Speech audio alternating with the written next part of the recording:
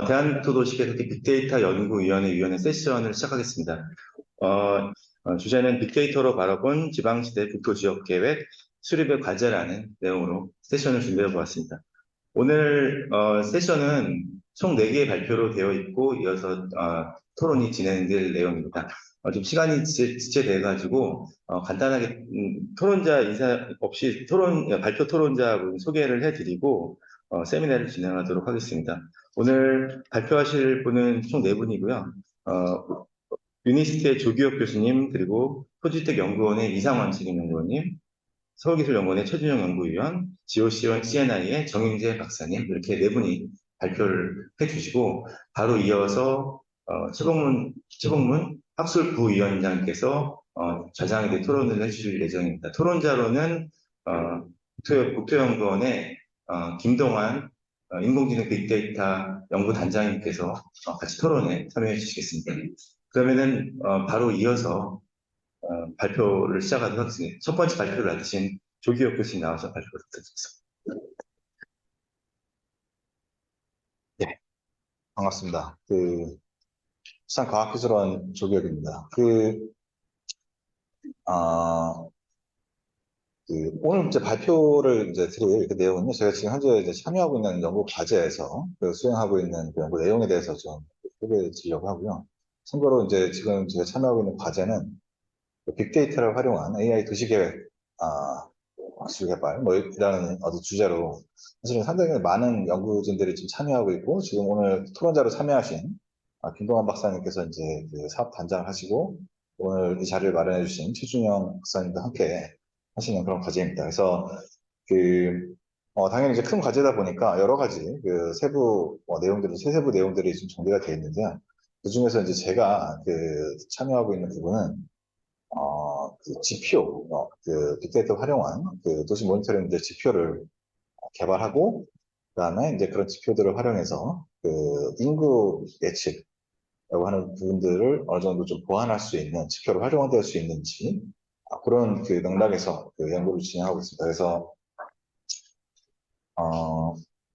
아시겠지만 이제 인구가 이제 대한민국 전체 인구가 이제 완전히 꺾이기 이제 시작했고요. 이게 사실 인구라고 하는 게 한번 방향성을 갖게 되면 사실 역행하는 건 상당히 어렵기 때문에 앞으로 지속적으로 인구 감소가 계속될 거라는 아주 확실한 이야기고, 특히나 이제 지방 도시 같은 경우에는 그런 인구 감소와 저성장의 어떤 문제를 앞으로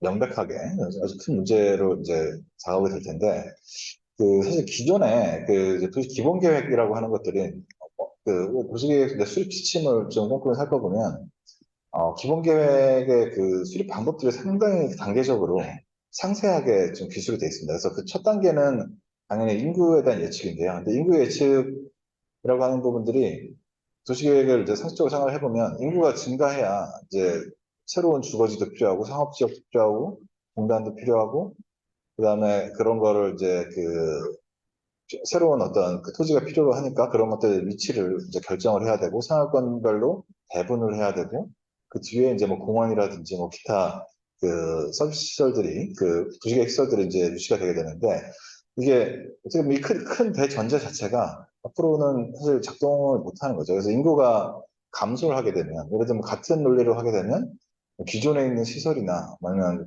주거 지역을 뭐 자연으로 환원시켜야 되는 약간 그런 어떤 좀 현실적인 좀 어려움들이 있고, 그래서 도시계획 수립 지침이 어떤 조성한 시에 맞지 않다라고 하는 지적이 좀 계속됐었고, 그래서 아무래도 인구를 이제 바탕으로 해가지고 인구의 예전처럼 인구를 이제 기본으로 해서 계획을 수립하다 보면 사실은 뭐 대책이 없다라고 보는 게 좀 맞을 수 있고요. 아니면 완전히 우리의 계획 시스템을 업사이드 다운해서 새로운 어떤 계획의 어떤 방식들을 좀 제안을 해야 되고, 만약 그런 게 아니라고 치면 이 도시 계획을 수립할 때 인구에 대한 예측 를 좀 보완할 수 있는 또 다른 어떤 지표들을 좀 활용해 볼 수 있지 않을까, 뭐 이런 어떤 고민들을 하게 됩니다. 그래서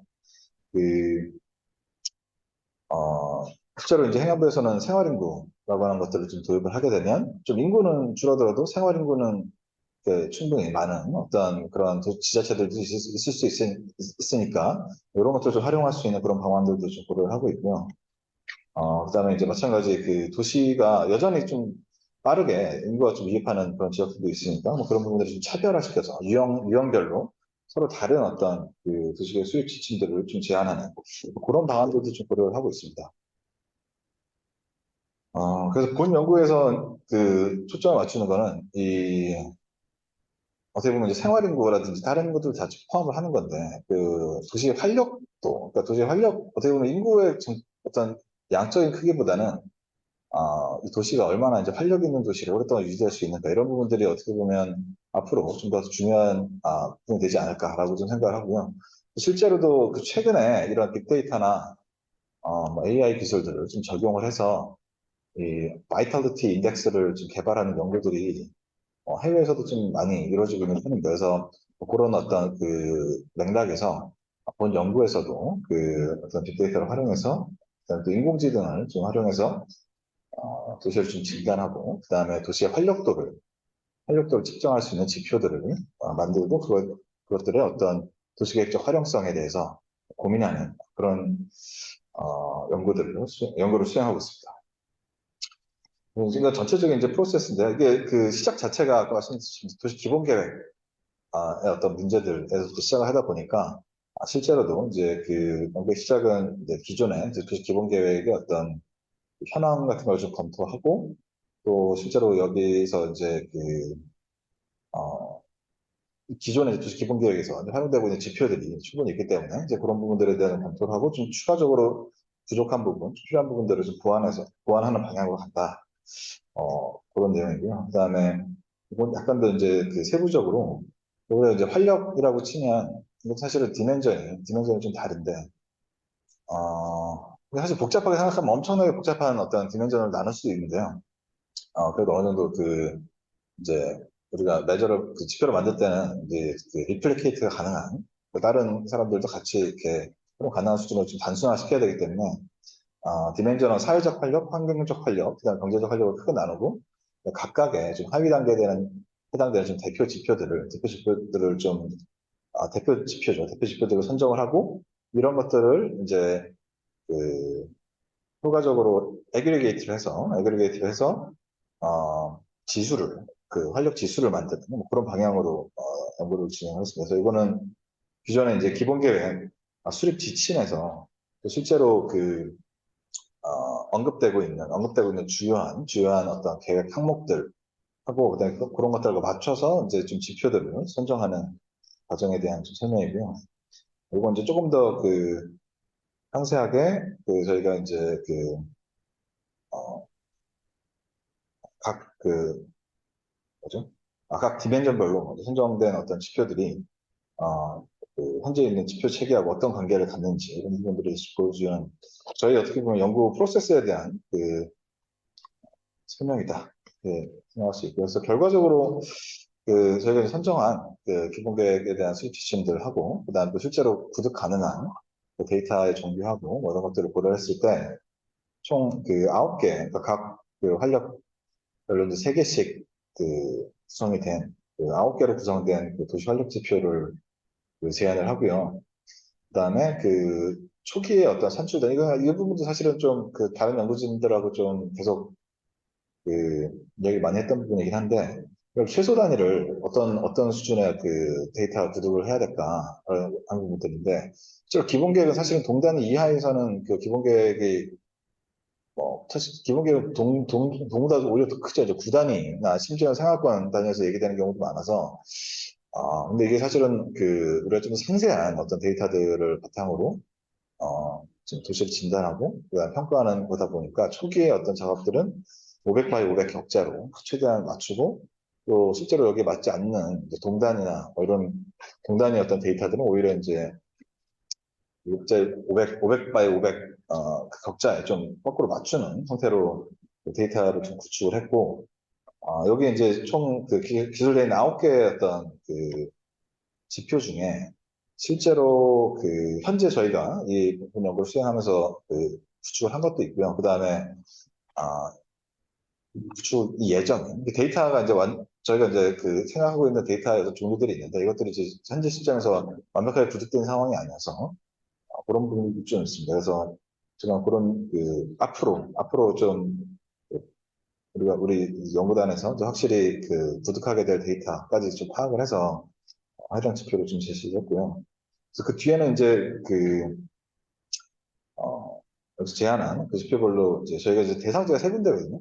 그 부산시, 대도시에 해당되는 부산시, 그 다음에 이제 중급 도시라고 얘기할 수 있는 천안, 그 다음에 담양 같은 경우에는 실제로 인구 10만이 채 안 되는 그 광주 북쪽에 있는 조그만 어떻게 보면 이제 아주 조그만 도시인데 그래서 소도시에 해당되는 담양 세 개의 어떤 도시를 좀 시범 도시로 좀 선정을 하고 아까 말씀드렸던 그 9가지 지표에 대해서 좀 500 바이 500 셀로 구축했습니다. 그래서 예를 들면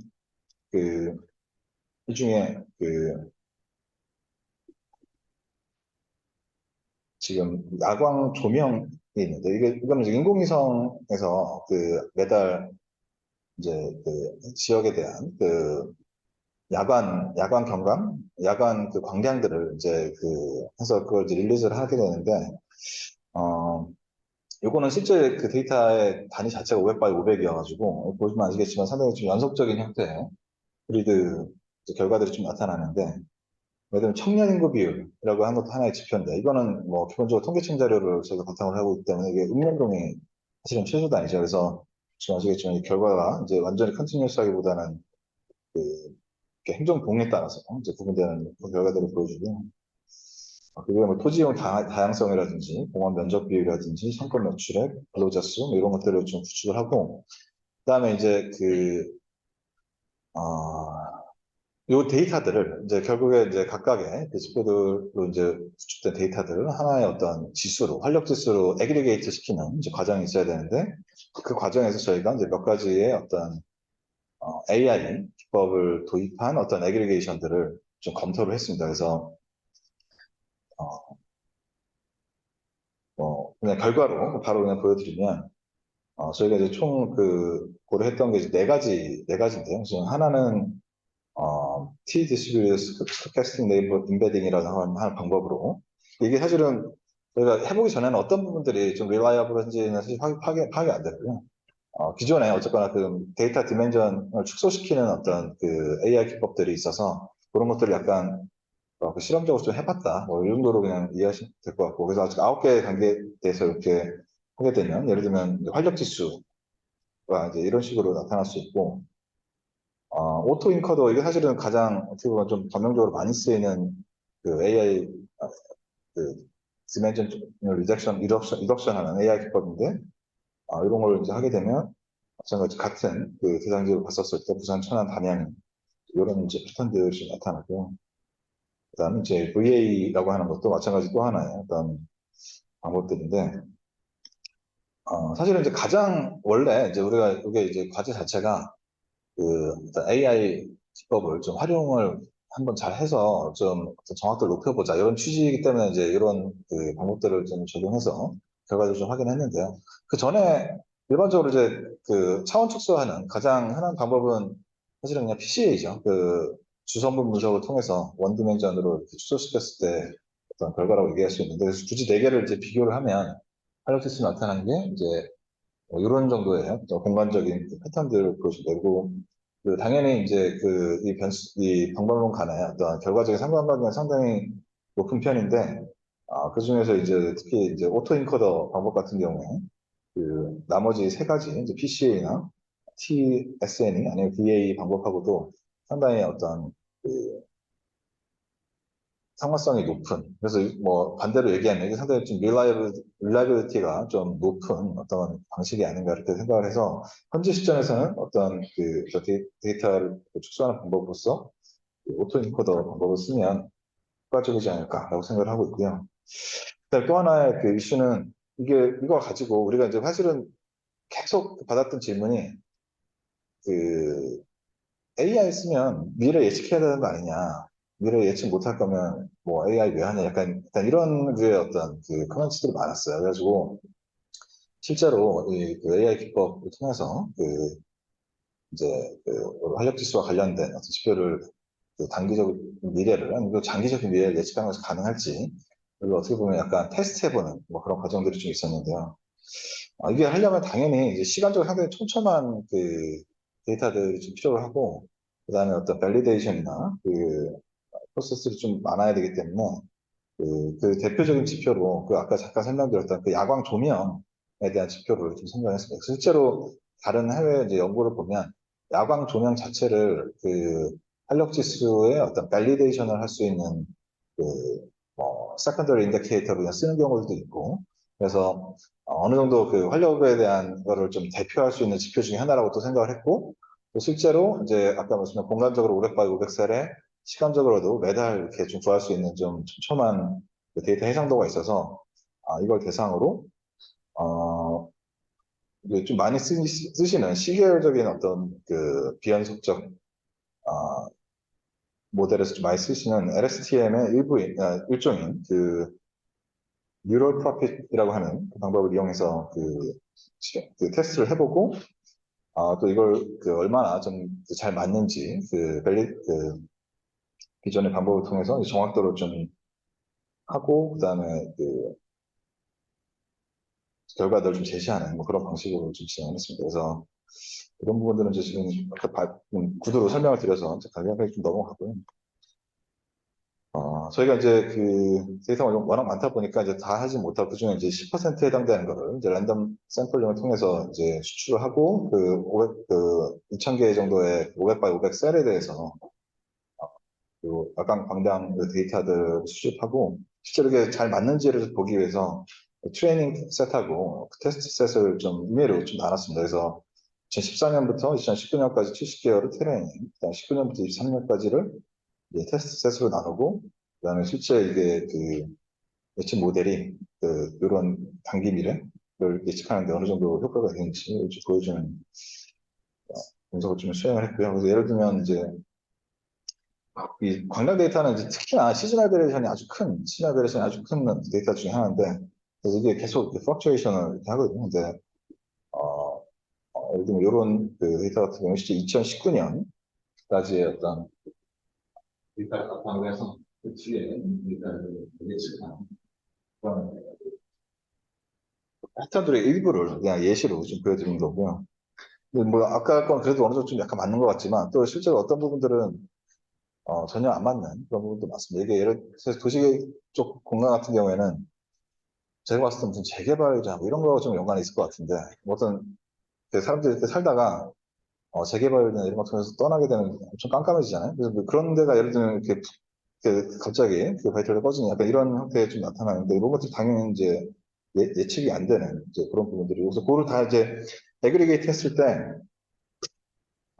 이걸로 작다고 해야 될지 크다고 해야 될지 모르겠는데 대략 한 요게 이제 디스트리뷰션 오른쪽에 있는 게 이제 그 오차율에 대한 디스트리뷰션이라고 얘기할 수 있는데요. 대부분은 한 15%에서 20% 정도의 또 범위 내에서 이제 오차율을 보여주고 이제 평균적으로 보면 이렇게 아웃라이어들이 실제로 큰 것들이 엄청 존재해가지고 전체적으로 봤을 때 한 27% 정도의 어떤 오차율이 있다. 그래서 이게 아, 충분히 만족스럽지는 못하지만 일단 1차적인 어떤 결과들은 이런 어떤 수준에서의 어떤 결과들이 좀 나타났고요. 그다음에 이거 가지고 마찬가지로 그 단기적인 예측으로 그러면 우리가 이걸 쭉 이제 끌어서 이제 2023년까지 데이터를 이용해가지고 뭐 이제 2028년까지 해보겠다라고 하면 이런 어떤 반복적인 패턴들이 좀 나타나는 경우들이 있으면서 이거를 실제로 우리가 계획에서 쓸 수 있을지 여부는 아직까지는 판단이 안 돼요. 그래서 아니면 이 데이터 자체가 이제 광량 데이터 자체가 어떻게 보면 조금 이 시뮬레이션이 너무 명백하다 보니까 좀 약간 이런 패턴들이 나타날 수 있을 것 같긴 한데, 그래서 이런 부분에 대해서 조금 더 그 계속 연구를 수행하면서 좀 보완을 해야 되겠다고 생각을 하고요. 최종적으로 이제 저희가 이제 활력 지수를 이제 만들어서 그냥 활력이 이렇다 이런 얘기를 이제 끝내려는 게 아니라 결국에 이제 도시 기본 계획에 그 활용을 할 수 있는 방안들을 좀 고민을 해봐야 되는데 1차적으로 생각했던 거는 저희 그 생활권 계획을 할 때 그 활력 지수를 활용할 수 있겠다. 그래서 이거는 하나의 이제 예시고 이게 확정된 어떤 연구의 내용은 아닙니다. 근데 우리가 아까 그 지수로 생산한 어떤 바이탈리티 인덱스 활력 지수를 바탕으로 해서 예를 들면 이제 그 상위에 해당되는 셀들을 선정을 하고 그 셀에 해당되는 행정동을, 부산을 대상으로 했었을 때 한 12개 정도로 고른 다음에, 결국에 이제 생활권이라고 하는 거는 끊임없이 사람들이 왔다 갔다 이동을 하는 거니까, 우리가 동단위의 유출 통행량을 바탕으로 해서 아까 선정된 12개의 동에서 가장 유출 통행량이 인터랙션이 많은 그런 동들을 선정을 하면 실제로 이제 거의 90% 이상은 행정동에서 인접한 동들을 중심으로 해서 선정이 됩니다. 그래서 예를 들면 이 동에서 가장 유출 통행이 많은데 저기 이런 경우가 없지는 않은데 이런 경우가 이제 좀 상당히 드물고 대부분은 이제 인접한 지역에 상호작용이 가장 많기 때문에 뭐 그런 것들을 중심으로 소생활권을 정의를 하고요. 실제로 이제 도시개발계획에서는 소생활권보다는 중생활권이나 대생활권에서의 어떤 관심도가 큰데 그런 경우는 사실은 뭐 어떤 기법보다는 약간 직관적으로 소생활권의 어떤 범위들을 보고 계획가들을 좀 판단해서 몇 가지 묶는 방식으로 중생활권을 제한할 수 있지 않을까라고 생각을 하고요. 지금 뭐 이 방법론을 저희가 실제로 부산에 뭐 도시계획 하신 분들한테 이게 타당하니 아니냐까지는 아직 검증받은 상황은 아니에요. 근데 예를 들면 이제 활력도를 이용해서 기본계획의 어떤 초기 단계에서 생활권을 이제 구분해야 되는데 그때 좀 활용할 수 있는 하나 예시라고 좀 생각을 하고요. 또 하나는 어, 저희 도시 기본계획은 아직 그 내용이 없긴 한데 아무래도 지금 인구 축소, 그렇죠? 인구 감소라는 게 좀 명백해진 상황에서 일본에서 현재 하고 있는 약간 입지 정책화 계획 같은 그런 접근이 필요하지 않을까라는 생각을 하고 있어요. 그래서 실제 이제 뭐 어떤 지역에서 인구가 감소하는 지역에서 향후에 어떤 새로운 개발이라든지 어떤 뭐 투자가 필요한다면 어떤 특정 지역으로 좀 유도할 수 있는 그런 장치들이 좀 필요하지 않을까 생각이 되는데 실제로 일본의 입지 적정화 계획들을 보게 되면 지금 저희가 연구해서 한 거와 비슷한 방식의 활력도를 측정을 하고 이 활력도를 바탕으로 해서 그, 입지를 유도하는 구역들을 선정을 하거든요. 그래서 마찬가지 그리드 방식으로 해서 이런 인덱스를 만들어서 이제 그런 평가 방법들을 하게 되는데 마찬가지 방식으로 저희가 이렇게 생산해낸 활력 지수들을 바탕으로 그런 향후에 좀 압축도시 개발을 좀 유도할 수 있는 하나의 가이드라인으로서 활용할 수 있지 않을까 이런 생각을 하고 있습니다. 네, 이상 발표를 마치겠습니다. 네.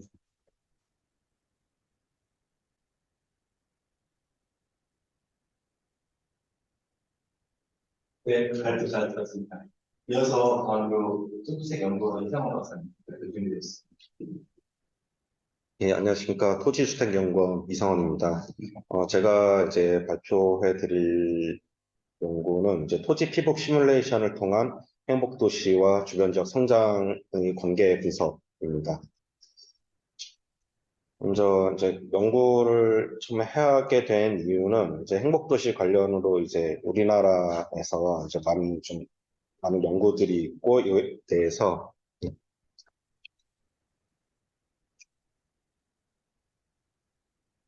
얘기가 되고 있습니다. 특히 행복도시라는 것 자체가 균형 발전 관점에서 이제 우리나라 서울 쪽으로 수도권으로 너무 이제 과도한 집중된 것을 좀 완화하기 위한 차원으로 또 이제 진행이 됐던 그런 좀 대규모 프로젝트입니다. 하지만, 행복도시 자체는 뭐 인구로는 한 80%, 주택 공급을 한 6, 70% 정도 해서 양적으로는 지금 많이 성공적으로 진행이 되고 있다고 하지만은 실제 인구가 어떻게 변했는지 보게 되면 수도권 쪽으로 인구는 더 늘었고, 지방 인구는 줄어들었는데 그 중에서 충청권으로 이제 인구가 좀 더 많이 증가한 것을 볼 수가 있습니다. 그래서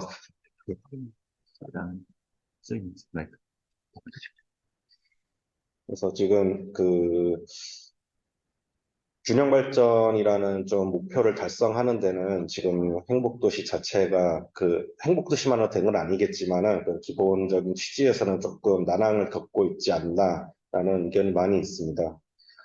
그리고 저는 이제 아까 좀 전에 말씀드린 것처럼 이제 충청권, 수도권 제외한 다른 지방에서 충청권으로 인구가 오히려 좀 증가한 양상이 있기 때문에 이제 행복도시의 건설이 그런 충청권, 행복도시를 주변으로 하는 주변 지역에 어떠한 영향이 있었는지를 좀 파악해 보는 것도 좀 필요할 것 같아서 이 연구를 진행하게 됐습니다. 그래서 아까 말씀드린 이제 토지 피복 시뮬레이션이라는 변화 시뮬레이션이라는 것을 통해서 이제 행복도시가 개발이 됐을 경우 그리고 개발이 안 됐을 경우 토지 피복이 어떻게 변화했는지를 바탕으로 그 주변 지역에 어떠한 영향을 미쳤는지 분석하기 위해서 연구를 이제 시작을 하게 됐습니다.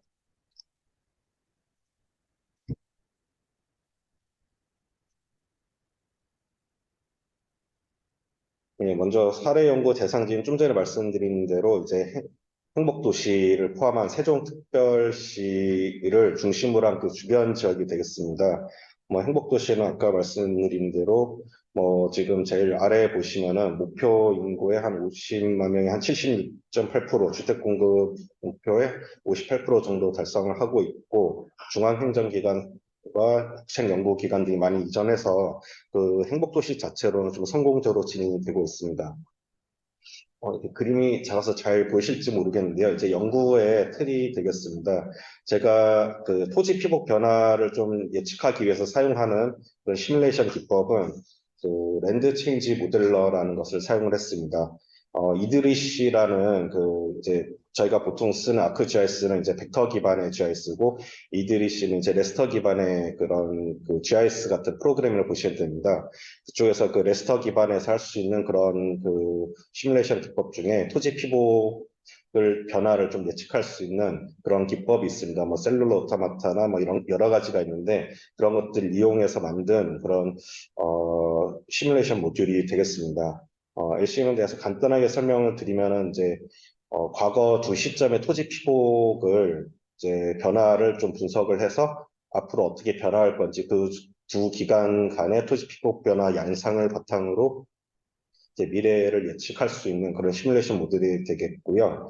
그래서 이거 같은 경우는 이제 정책적으로 우리나라 뭐 신도시라든지 뭐 대규모 재개발, 재건축 뭐 이런 것들 포함되지 않고 자연적으로 성장하는 그런 토지 피복 변화만 이제 예측을 할 수가 있게 돼 있습니다. 그래서 그 랜드 체인지 모델러 LCM이라는 것을 이제 기본으로 사용을 했고요.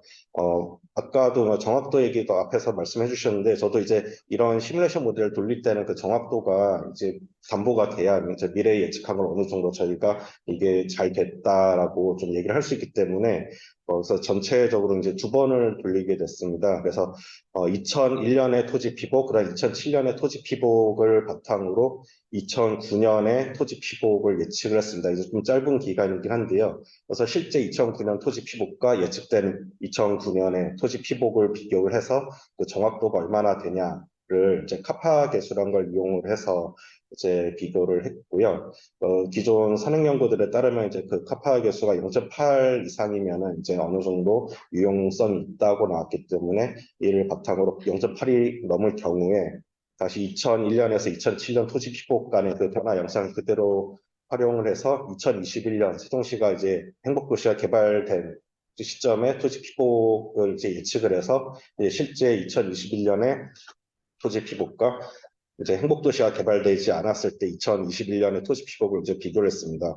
그래서 2001년, 2007년, 2001년 토지 피복을 이제 제가 사용한 이유는 이제 세종시 행복도시가 개발되기 전에 이제 계획 수립 단계에 있던 이제 그 개발이 가시화되기 전에 이제 토지 피복이기 때문에 그때 그 변화 양상이 있을 때 이제 행복도시가 개발되지 않았을 시에 토지 피복을 예측할 수 있다고 봤기 때문에 가장 구독할 수 있는 행복도시 개발 이전 최근 토지 피복을 이용을 했습니다. 지금 여기 연구위원회가 이제 빅데이터 연구위원회인데 그래서 이거를 다 사용을 할 수 있으면 좋았을 것 같습니다. 원래는 이제 중분류 토지 피복도를 이용했는데 한 토지 피복 분류가 20몇 가지가 됩니다. 근데 뭐 그 컴퓨터의 성능이라든지 이런 것도 있고 이게 너무 많으면 이제 정확도라든지는 좀 문제가 생길 수 있어서 그것들을 조금 단순화를 했습니다. 그래서 7개 도시지역, 교통지역, 그리고 경작지, 그리고 산림, 토지, 나지, 그리고 수역 이렇게 이제 토지 피복을 재분류를 해서 사용을 했습니다. 그리고 이제 데이터가 그 랜더 체인지 모델러를 돌릴 때 들어가는 데이터셋이 되겠습니다. 기본적으로 이용되는 2001년, 2007년 토지 피복 재분류하는 것들이 들어가고요. 그 다음에 그 여기 보면 동적인 그런 요인이랑 그 정적인 요인 두 가지 그 요소가 인자가 들어가게 됩니다. 먼저 정적인 걸로는 이제 그런 그 표고와 경사도 이런 것들이 이제 도시 개발에서도 많이 영향을 미치기 때문에 이것들이 들어가게 되고, 이제 그런 도시 성장 유형을 볼 때, 비지적 개발, 도로 유발 성장, 그리고 도시 인근 지역에 붙어서 나오는 성장, 이런 식으로 구분이 되게 돼 있습니다. 그래서 그걸 반영하기 위해서 도로로부터의 거리가 그런 정적인 그 임자로 들어갔습니다. 그리고 그 랜드 체인지 모델러에서는 이 동적인 임자라는 것이 그 시점이 변함에 따라서 그 임자들을 좀 다시 계산해 주는 것이 있습니다. 그래서 여기 보시면은 그 비지적 개발이라고 해서 도시 지역과의 영향에 따라서 어떻게 개발이 되는지 그런 성장 유형을 좀 반영하기 위해서 도시 지역으로부터의 시가와 지역으로부터의 거리가 이제 들어가게 되는데, 랜드 체인지 모델러라는 것이 예를 들어서 2001년에서 2007년 토지 피복으로 2009년을 예측할 때 그 안에를 하나로 할 수도 있고 매년으로 끊을 수도 있고 단계를 나눌 수가 있습니다. 그래서 동적인 걸로 하게 되면 여러 단계로 나눴을 때 도시적이 점차 확장하는 거에 따라서 거리를 재계산할 수가 있습니다. 그래서 이 부분을 좀 반영하기 위해서 도시적으로부터 거리가 동적인 임자로 들어갔습니다. 그리고 이제 제한 요인으로 개발이 제한된 지역들, 수자원보호구역이라든지 개발제한구역이라든지 군사시설보호구역 이런 것들은 개발이 이제 안 되기 때문에 그분들은 이제 도시지역으로 변화한 것을 시가지역으로 변화한 것을 막기 위해서 개발이 제한된 그런 임자로 이제 지정하게 되었습니다. 간단하게 아까 이제 랜드 체인지 모델러 간단히 말씀드렸었는데요. 아까 말씀드린 그 이드리시라는 프로그램에 이제 한 시뮬레이션 모델이 됐습니다. 제일 하단에 LCM의 구동이라는 걸 보시면은 총 3단계로 이제 구동이 되게 돼 있습니다. 그 두 시점의 토지 피복에서 토지 피복 간에 그 얼마나 그 변화했는지 그 양을 이제 처음에 산정을 하게 되고요. 그 다음에 토지 피복이 어떻게 변했는데 기존에 있던 토지가 어떤 토지 피복이 다른 어떤 토지 피복으로 변했는지 그런 것들을 이제 계산을 해서 향후에 그 토지 피복이 변화할 확률 표면을 만들게 됩니다. 그래서 그걸 기준으로 그 변화한 양을 다시 확률에 맞게 배분하는 3가지 단계로 진행이 된다고 보시면 됩니다. 그리고 아까 말씀드린 이제 LCM 검증 방법으로는 카파 개수를 사용을 했습니다. 과거에는 이제 이런 시뮬레이션 같은 거 할 때는 전문가적 관점이라고 해서 전문가가 눈으로 보고 그냥 판단을 했지만은 그건 주관적인 그런 관점이 많이 들어갈 수 있기 때문에 좀 더 과학적으로 보기 위해서 나타난 그런 방법이라고 보시면 됩니다. 그래서 저 같은 경우에는 그 아크GIS에서 이제 비교할 수 있는 카파 개수를 만들 수 있는 그런 모델이 있기 때문에 한 500개 정도 이제 그 토지 피복별로 좀 계층화된 그런 랜덤 방식으로 이제 뽑아서 이제 토지 피복 간 이제 카파 개수로 비교를 하게 되었습니다. 그리고 이제 개발이 됐을 때 나중에 그림을 보시면 아시겠지만 눈으로 이렇게 확 봤을 때 큰 변화가 보이지는 않습니다. 셀 단위가 지금 90 x 90이기도 하고 기존 도시나 도로에 붙어서 이렇게 좀 개발되는 경향이 많이 있기 때문에 그런 것들을 제가 그냥 어떤 식으로 개발이 됐다. 그냥 말로만 표현하기는 조금 그래서 도시 확장 강도 지수라는 것을 좀 이용해서 이 지역의 도시 확장이 어느 정도로 이루어졌는지를 조금 단계별로 수치로 나타낼 수 있는 것을 조금 계산을 해봤습니다. 그래서 시뮬레이션 결과가 되겠습니다. 먼저 랜드 체인지 모델러 검증 단계에서는 2001년, 2007년의 토지 피복 변화 양상으로 2009년 토지 피복을 예측하고 실제 토지 피복과 이제 비교를 했습니다. 그래서 나온 카파 개수의 경우에는 0.851에서 85.2% 정도로 나와서 이제 이 모델을 쓰는데 좀 유용하다라고 지금 볼 수가 있겠습니다. 제가 이 비슷한 시뮬레이션을 좀 몇 번 했었는데요. 이전에 수도권 대상으로 했을 때도 한 0.78 정도 나왔었던 것 같고, 예전에 토지 피복 자체를 되게 단순화시킨 적이 있습니다. 그때는 이제 시가와 지역, 수역, 비시가 지역, 도로 이 정도로만 했을 때는 그때는 그 이드리시란 모델에서 이전 버전에서는 그 셀룰러 오토마타라고 이제 세포가 자가 증식하는 것처럼 그런 셀들 간의 관계로 이제 미래를 예측하는 것이 있었는데 그 경우에는 한 90% 정도까지 나온 적도 있습니다. 그래서 이 모델이 좀 쓸만하다고 해서 사용을 하고 실제 0.85 정도의 정확도를 보이는 것으로 나타났습니다. 그리고 이제 그 2009년 실제 토지 피복과 그 시뮬레이션 된 것을 좀 비교를 해봤을 때는 각 토지 피복별로 이제 시가 지역이 한 69제곱킬로미터 정도 좀 이제 차이가 나는 것으로 나왔습니다. 도시 지역이 도시 지역으로는 당연히 이제 전부 다 맞게 예측이 됐고요. 예를 들어서 이게 실제 경작지인데 도시 지역으로 예측된 것은 한 28제곱킬로미터, 숲인데 도시적으로 된 것은 12제곱킬로미터, 이 정도로 조금 이제, 그런 차이는 있는 것으로 나타났습니다.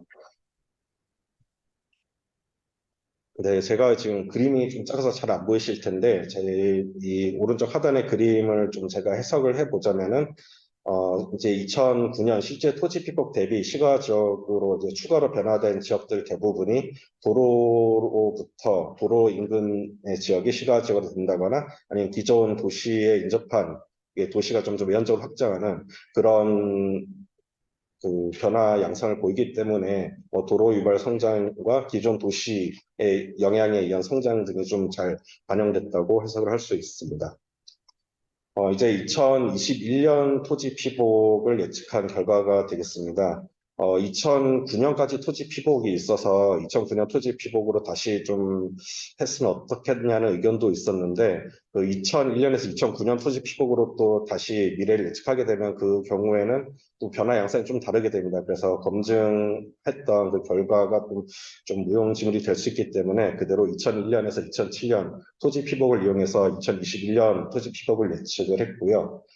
그 결과 실제 이제 행복도시가 개발됐을 경우와 안 됐을 경우를 비교를 해보면은 농경지가 더 많이 분포하는 것, 기존 이제 행복도시 그 지역이 이제 농경지로 좀 많이 이제 남아있는 그런 결과가 나왔습니다. 또 도시 지역을 보게 되면은 도시 지역은 약 71제곱킬로미터 정도 더 많아진 것으로 나타났습니다. 그래서 도시 지역이 경작지로 바뀐 경우도 조금 있고 숲이 도시로 바뀐 경우, 초지가 도시로 바뀐 경우 이런 식으로 좀 차이가 있긴 있는데 보통 대부분 보면 도시로 바뀐 대규모 지역은 산지나 초지가 이제 도시적으로 바뀐 경우가 좀 많이 나타난 것으로 분석이 되었습니다. 이 오른쪽에 있는 그림이 그 오른쪽 그림 중에서 그 두 그림 중에서 왼쪽에 있는 것이 실제 2021년 토지 피복이 되겠고 오른쪽에 있는 것은 제가 예측한 토지 피복이 되겠습니다. 육안으로 지금 색깔이 잘 안 보이실 텐데요. 그래서 세종시가 있는 행복도시가 있는 쪽은 경작지로 좀 많이 남아 있고 나머지 도시 지역들 같은 경우에는 이제 기존 도시 인근에 좀 붙어서 이제 개발이 된 그 세종시가 없을 경우에는 그런 식으로 개발이 된 양상을 나타내고 있습니다. 그래서 지금 실제로는 예전과 비교했을 때 그 도시 지역이 좀 외연적으로 확장되는 것이 세종시 북쪽에 천안이라든지 이쪽을 보면 이제 왼쪽으로 확장이 돼서 수도권과 가까운 쪽이 실제로는 이제 좀 더 외연적으로 확장되는 그런 결과를 나타냈는데 이것을 이제 세종시가 없다고 가정하고 이런 자연적인 성장으로 예측을 했을 때는 오히려 이제 대전이라든지 그 주변에 있는 가장 큰 대도시 쪽에 좀 더 외연적인 확장이 많이 일어나는 것으로 이제 분석이 됐습니다.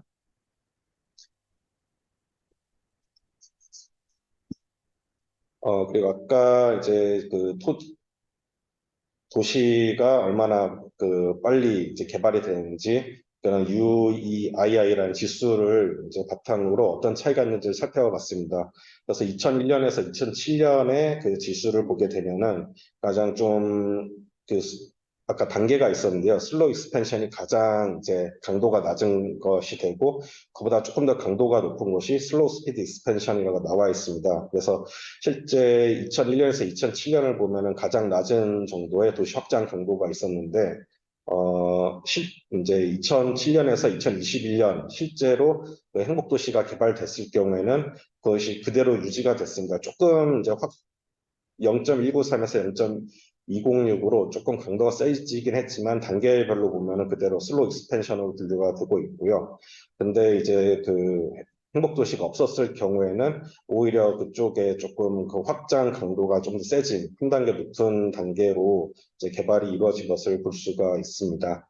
그래서 이것을 해석해보자 하면은 2001년에서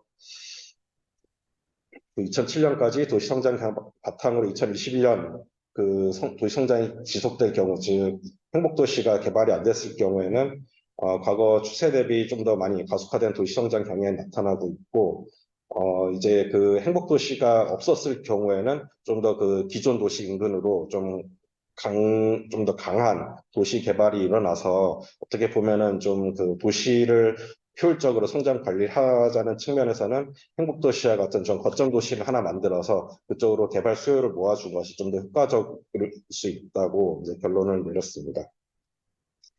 예, 마지막 결론입니다. 지금 좀 전에 말씀드린 대로 이제 한국 도시들은 이제 자연적인 성장,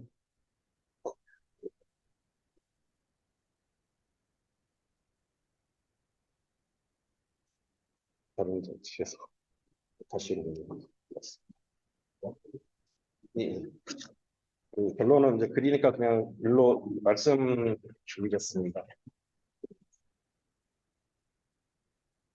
한국 같은 경우는 이제 좀 신도시 개발 이런 것은 정책적으로 개발이 되기 때문에 아까 이제 세종시 행복도시가 개발됐을 경우를 좀 봤을 때 그런 성장을 좀 잘 관리하기 위해서는 이런 신도시 개발 같은 것들이 그런 개발 수요를 한 곳에 모아준다는 측면에서 많은 도움이 될 수 있다고 볼 수가 있겠습니다. 그리고 네, 행복도시 관련해서는 이제 아직은 뭐 도시 그 균형 발전 관점에서 많이 미흡하다고는 하지만 아직 개발이 끝난 것이 아니기도 하고 단순히 그냥 인구만이 아니라 뭐 경제적이런 거라든지 사람의 생활 패턴이라든지 이런 것들을 좀 종합적으로 좀 봐서 추후에 그 전 국토의 그런 균형 발전 관점에서 어떤 영향을 미쳤는지는 좀 더 보다 세밀히 조금 살펴볼 필요가 있다고 생각을 했습니다. 이상 발표를 마치겠습니다.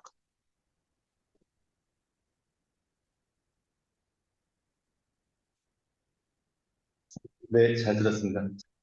바로 이어서 제 발표를 진행하도록 하겠습니다.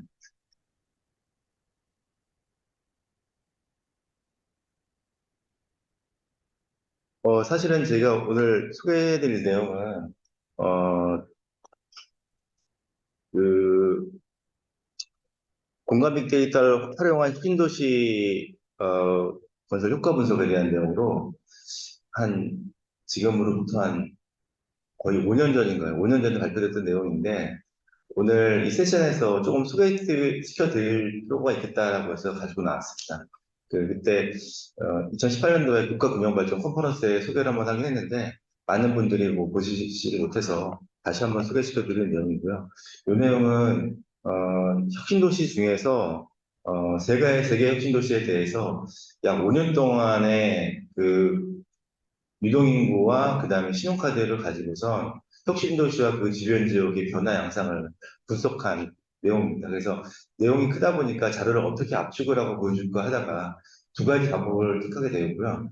하나의 방법은 지금 보여드리는 것처럼 데이터를 이제 요약을 해서 이걸 동영상으로 만들어서 좀 효과적으로 시각적으로 보여주려고 하는 부분입니다. 그래서 여기서는 유동인구 이 데이터만 사용을 했습니다. 그래서 유동인구를 가지고선 그 매일매일 변화하고 그 중에서 이제 그 그래프가 오르내리죠 내리는 플럭츄에이션 되는 부분은 24시간의 변화인데 실제적으로 보게 되면은 이걸 보고 인사이트를 볼 수 있는 게 한 두 가지가 있는데 그 시계열적 변화가 되게 느린 변화이기 때문에 유동인구라고 하는 걸 가지고선 쭉 놓고 보다 보니까 변화가 관찰이 안 되는 반면에 하루에의 변화는 되게 극적으로 변화하더라라고 하는 것이 나타난 부분이었습니다. 그래서 이런 내용으로 하나가 됐고요. 그 다음에 제가 메인으로 분석한 내용을 소개를 시켜드리도록 하겠습니다. 실제로 저희가 분석을 해서 준비했던 내용은, 빅데이터 기반의 혁신도시 지역 활성화 효과 분석이라고 하는 내용으로, 아까 설명드렸던 유동인구랑 카드 데이터를 두 가지를 사용을 했고요. 10개의 혁신도시 중에서, 그 중에 3개의 혁신도시를 선정해서, 이 3개 혁신도시에 대한, 이제, 시공간적인 공간 변화 양상을 분석을 했습니다. 그래서 이제, 대상 범위는, 이제, 혁신도시와 그 주변 지역이었고요. 분석을 할 때 이제 두 단계로 했는데, 시트맵 분석을 통해서 시공간 패턴을 분석을 했고, 이거는 2013년 1월부터 2017년 8월까지의 유동인구 데이터를 가지고 분석을 했고, 마찬가지로 동일 시기에 현대카드 데이터를 가지고 분석을 하였습니다. 그래서 이 변화 양상을 좀 해석을 해보기 위해서 활성화 지표라고 하는 것을 만들어서 도시의 특정 지역, 특정 공간 내 이동인구의 시계열 변화라든가 아니면은 카드 매출이 변하는데 카드 매출 중에서 지역 소비에 관련된 지역 소비나 활성도와 관련된 그 업종을 흔정을 해서 그 업종의 매출이 다른 곳과 대비해서 그 특화도를 분석을 했고요. 그리고 이제 이것도 마찬가지로 유동인구인데 유동인구의 기종점 이제 그 양을 가지고선 시군구별 유입 변화량을 분석을 해서 이제 하게 되었습니다. 그래서 이제 그 진주역 신도시와 그리고 대구역 신도시 제주 해가지고 세 곳을 분석을 했는데 양상을 보시면은 이제 두 가지로 해석을 하는데 그 도시 내부와 그 주변부의 양상을 보여주고 있고요. 그리고 이제 여기서는 사실은 어떻게 보면은 그 계절적 그 시기적으로는 동일한 계절적인 변화가 좀 역시 유동인구도 계절적인 유동인구의 차이가 크다 보니까 그, 같은 해 동일한 시점을 두고선 주중과 주말의 양상을 비교를 했습니다. 혁신도시 같은 경우는 아무래도 이제 주말에 이제 수도권으로 다시 돌아가는 비율이 있다 보니까 활성화도가 주중과 주말에 차이가 난다면 착안해서 분석을 했던 내용이고요. 그리고 이제 동별로 유동인구의 유입 변화량을 분석을 했고 진주 같은 경우는 충무공동이 진주역 신도시가 있는 그 곳이 되겠고, 그 외의 동은 이제 기존 도시는 되겠습니다. 그리고 이제 그 매출액 변화를 가지고선 이제 업종별 특화도를 분석을 해서, 이제 생활 밀착형이라든지 아니면 소매라든지 분석을 했던 부분이고요. 그래서 이제 그 진주 혁신도시 내에서 영향 요인을 분석을 했는데 사실은 진주 내에서 진주 혁신도시 말고도 다른 개발 사업에 영향이 있었기 때문에 이것만으로는 파악이 쉽지는 않은 부분이 있었고요. 그다음에 대구 혁신도시도 마찬가지로 분석을 했는데 대구 혁신도시는 아무래도 이제 기존 도시가 붙어 있는 지역이고 모도시와 붙어 있기 때문에 그 진지역 신도시와 같이 진주와 그 주변 지역의 변화 양상이 크게 포착되지 않는 형태였습니다. 그리고 여기 이제 맵을 보시면 아시겠지만 이동인구를 맵에 하다 보니까 조금은 이제 그 위성사진으로 하는 토지 피복권 바로 직전에 있는 LCM 같은 랜디 체인지 모델과 같은 피복 변화와 같은 식으로 그 어떤 변화가 포착이 되는 것을 확인할 수가 있었는데 유동인구라고 하는 것을 쭉 시계열을 보더라도 그 변화가 혁신도시가 들어온다고 해서 그 변화가 극적으로 바뀌거나 이런 양상은 확인이 안 된 부분이 있었습니다. 나주역 혁신도시 같은 경우에는, 그, 마찬가지로 모도시와 그 주변 도시와 양상이 확인이 안 되었지만, 오히려 이제 광주로부터 유입되는 인구 이동의 부분이 확인되는 부분이 있었고요. 그리고 이제 특히나 이제 이 당시의 경우에 나주역 신도시 같은 경우에는 혁신도시 내부가 가장 대상으로 삼은 도시 중에서 가장 활성화된 혁신도시였다고 확인을 하였었습니다. 그리고 여기 보시면은 빛가람동이 있는 곳이 지금 한전이 이전한 나주역 신도시가 있는 곳이죠. 그래서 이런 분석을 통해서 저희가 5년간을 분석을 했는데 지금 또다시 5년이 지난 시점이어서 그 2018년도에 분석을 놓고 다시 2023년도를 봤을 때 10년 동안의 변화라면은 상당히 의미 있는 변화를 파악할 수 있다라고 한 부분이 있었는데 앞서 말씀드렸던 것처럼 유동인구라고 하는 것이 이 데이터의 구매 비용과 데이터의 처리 비용을 감안했을 때 이런 기대하는 효과를 파악할 수 있을 만큼 충분한 그런 변화라든가 주변과의 관계를 파악하는 데는 좀 충분하지 않는 결과를 얻을 수 있었고 오히려 이런 장기간의 시계열 변화라고 한다면은 그 앞서 발표와 지금 뒤에 발표를 하실 텐데 이런 공간 단위가 이 지역 계획이랑 광역 계획을 하기 위한 공간 단위와 시간 단위로 봤을 때는 오히려 위성사진을 가지고 하는 토지 비용 변화가 훨씬 더 그 효과적인 가성비 적인 구성이 아니겠는가라고 하는 부분이고, 카드 매출은 여기서는 약간 좀, 어떤 결론을 내기 어려운 부분이었는데, 현대카드라고 하는 게 지역적 매출이, 어, 지역에서 많이 매출이 일어나지 않는 카드이기 때문에, 조금 이런 지역의 특성을 감안할 수 있는 카드를 구매해서 분석을 해야 되는 부분이 있기 때문에, 이 부분은 약간 좀, 이 분석 결과를 확실하게 얻을 수 있는 기대를 할 수 있는 부분은 아니었던 부분이라고, 어, 확인이 되었습니다. 그래서 요 뒤에 이어서 앞부분에 제가 발표한 부분하고 그다음에 그 토지 피복 모델하고 해서 그러면 최근에 이런 빅데이터 분석 경향에서 이런 것들을 할 수 있는 좀 이제 도메인 날리지를 가지고 있는 사람들이 이런 문제를 접근하기 위해서 좀 효과적으로 할 수 있는 방법에 대해서 그 뒤에 이어지는 구글어스 엔진을 가지고 하는 부분에 대해서 이어서 발제를 해서 얘기를 드리도록 하겠습니다.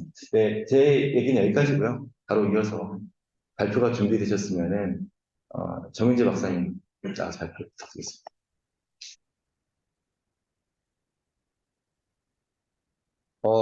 네, 안녕하십니까. 방금 소개받은 주식회사 지오 CNI의 정민재라고 합니다. 저의 발표 제목은 이제 구글어스 엔진 G를 활용한 국토 공간의 시계열 변화 진단에 관해서 발표를 해보겠습니다.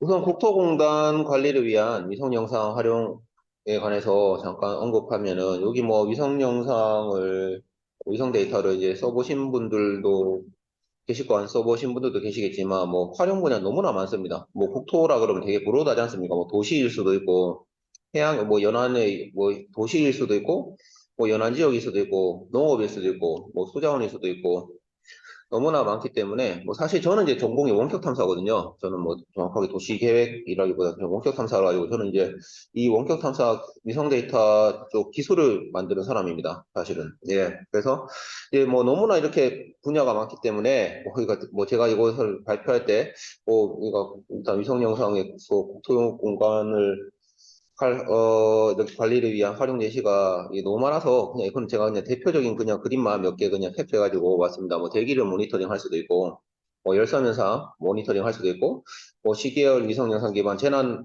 발생 모니터링 할 수 있고, 뭐 토지 피복도 제작도 할 수 있습니다. 사실 이제 위성 영상이 보면은 뭐 써보신 분들 아시겠지만 종류가 굉장히 다양합니다. 예, 굉장히 다양해서 뭐 이게 유료 영상, 유료 위성 영상도 있고요. 예, 이게 또 광학 있고 또 무료라도 뭐 공간의 상도가 10m급이 있고 30m급이 있고 뭐 1km급이 있고 500m급이 있고요. 그 다음에 또 센서에 따라서 또 SAR라는 게 있고 레이더 위성 영상이라는 게 있고 예, 그 다음에 또 광학 위성 영상이라는 게 있습니다. 예, 너무나 종류가 다양해서 이게 뭐 위성 영상이라 그러면 분야가 이게 종류가 너무나 다양하고 또 이게 또 미국에서 만든 영상도 있고 또 유럽에서 미국에서 만든 위성으로 이게 획득한 영상도 있고 유럽에서 만든 위성을 가지고 획득한 영상도 있고 또 반면에 우리나라도 위성은 꽤 하거든요. 예, 우리나라도 지금 뭐 4세대 중형위성이라 그래가지고 뭐 저도 지금 참여를 하고 있지만 예, 지금 이제 뭐 국토위성이라든가 아니면 뭐 현재 개발 중인 뭐 수자원 전용위성도 있고 농업 전용위성도 있고 그다음에 뭐 지금 뭐 해양위성 그러니까 뭐 컴스라고 해가지고 해양위성 그쪽도 있고 하기 때문에 우리나라도 위성은 꽤 많습니다. 예, 그렇기 때문에 근데 이제 위성 영상 획득을 근데 기존에는 이제 하려면 이제 제가 어쨌든 구글어스 엔진을 이게 왜 좋은지 설명을 드리려면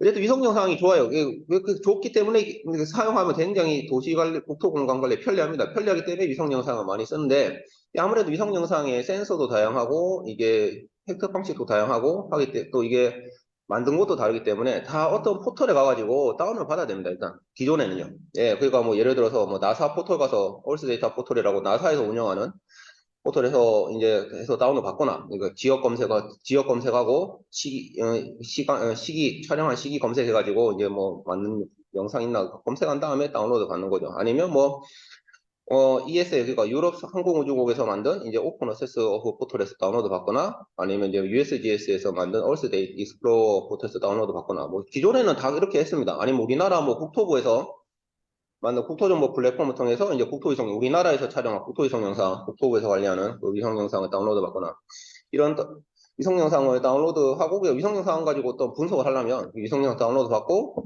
전처리를 좀 하고, 전처리라고 하면 이제 뭐 예를 들어서 이제 뭐 RGB 컬러 영상을 만든다거나 아니면 식생지수를 만든다거나 그런 어느 정도의 전처리 과정들 다 이게 소프트웨어에서 가지고 했었어야 됐습니다. 근데 이게 당연히 이제 보면은 시간도 많이 걸리고 사실 뭐 위상 영상이 한번 뭐 다운로드 받으면 당연히 또 외국 사이트 같은 경우는 이제 뭐 시간 뭐 인터넷 속도에 따라 또 되게 많이 결정되는데 뭐 빠르면 1, 2분 만에 되는 경우도 있긴 한데요. 이게 또 외국 포털이 또 이게 갑자기 안 되는 느려지는 경우가 많거든요. 인터넷 문제 때문에. 그럼 뭐 진짜 1시간, 2시간 걸릴 때도 있고 또 위성 영상이 한 장이라면 다행인데 뭐 위성 영상이 그러니까 여기 발표하신 박사님들 보고 뭐 시계열 분석을 많이 하시는데 시계열 분석하려면 당연히 동일한 지역을 촬영한 영상 수십 장이 필요합니다. 수십 장이 필요하면 그게 위성 영상 한 장 보통 1기가 정도 하거든요. 렌즈 같은 경우는 센티넬도 마찬가지로. 예, 그렇기 때문에 그럼 수십 기가를 다운로드 받고 해야 되기 때문에 굉장히 좀 시간도 많이 걸리고 비효율적이고 그다음에 결정적으로 뭐 나는 이제 뭐 서울이나 뭐 경기도 일부 뭐 고양시나 뭐 이런 서울 인근 지역 도시만 필요한데 위성 영상 같은 경우는 뭐 센티넬 같은 경우 100km 정도 합니다. 100km 정도 하기 때문에 굳이 이거를 다 다운로드 받아서 다 쓰지도 않은 위성 영상을 또 할 필요가 없기 때문에 그래서 이제 이런 저도 이제 하면서 많은 그러니까 전처리 시간이 좀 많이 걸렸어요. 기존의 위성 영상을 이렇게 사용하는 사람들은. 근데 이제 최근에 이제 2021년부터 구글 어스 엔지니어가 나왔습니다. 구글 어스 엔진이 나와서 이거는 이제 어떤 그 구글이 이제 어떻게 하냐면 제가 이거를 처음 해보고 구글 주식을 사야 되나 싶었는데 또 이게 예 그렇지는 않고 어쨌든 이제 구글 어스 엔진이 나왔는데 이게 보면 이제 전 세계 무료 위성 영상 무료입니다. 무료 위성 영상 유료 위성 영상이랑은 상관이 없어요. 무료 위성 영상 랜셋이나 센티넬이나 모디스나 이런 전 세계 그 다음에 무료 위성 영상과 그 다음에 산출물 뭐 글로벌 랜드커버 맵이나 글로벌 토지 피복도라든가 예를 들어서 ESA 같은 경우는 유럽 항공우주국 같은 경우는 센티넬 위성 영상으로 제작한 공간의 상도 10m의 토지 피복 지도를 전 세계 커버할 수 있는 토지 피복 지도를 매년마다 만듭니다. 매년마다 만들어서 제공하거든요. 그것까지 이렇게 다 구글 어스 엔진에서 클라우드 서비스로 제공해요. 예, 그래서 이런 무료 위성 영상과 이런 무료 위성 영상 가지고 만들 수 있는 산출물을 기반으로 한 시각화 및 분석 기능을 사용자에게 제공하는 클라우드 기반 플랫폼입니다. 구글 어스 엔진은. 당연히 이거는 뭐 좋은 게 일단 연구용은 무료입니다. 연구용 무료인데 상용은 유료예요. 상용 우리가 상업적으로 이용할 경우는 뭐 유료라서 예, 이게 어쨌든 버전은 두 개가 있습니다. 저도 아직 상용 버전은까지는 안 써봤는데 상용 버전 같은 경우는 한 뭐 이게 다운로드 횟수라든가 이게 사용 횟수에 따라서 요즘 구글 같은 경우는 뭐 저도 이제 개발 업무를 하기 때문에 보면 뭐 API 사용하는 거에 따라서 뭐 한 달에 몇 번 사용하는 이게 뭐 API 사용 횟수에 따라서 이게 돈을 책정하거든요. 보통 뭐 50만 원에서 좀 비싼 플랜은 200만 원까지 하더라고요. 그래서 뭐 아직 상용까지는 제가 안 써봤습니다.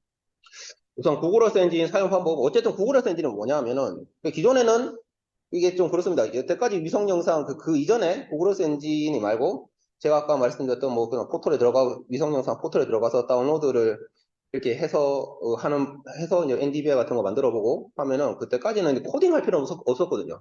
예, 그냥 뭐 다운로드 받고 지역 검색하고 날짜 검색하고 영상 데이터 검색하고 그다음에 뭐 QGIS나 ArcGIS나 이런 뭐 오다스 이미지 같은 영상 처리 툴 가지고 NDVI나 그런 거를 뭐 토지 피복도를 만들어 보거나 했었죠. 근데 구글 어스 엔진 같은 경우는 플랫폼이고 어쨌든 코딩을 기반으로 돌아갑니다. 그러니까 한마디로 이거를 구글 어스 엔진 사용하시려면 이 사용자분들께서 코딩을 해야 됩니다. 코딩은 근데 보면은 좀 자바스크립트 또는 파이썬 언어 기반의 API를 활용해서 코딩을 통해 데이터 검색, 시각화 및 분석이 가능하고요.